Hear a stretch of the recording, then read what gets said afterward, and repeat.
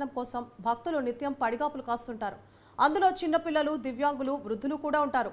ఈ క్రమంలోనే వారి పరిస్థితిని అర్థం చేసుకుని టీటీడీ ఓ సంచలన నిర్ణయం తీసుకుంది. ఈ మేరకు దివ్యాంగులు, సీనియర్ సిటిజన్స్ కు నేరుగా వెంకటేశ్వర స్వామి ఉచిత దర్శనం కల్పించేందుకు చర్యలు చేపట్టింది.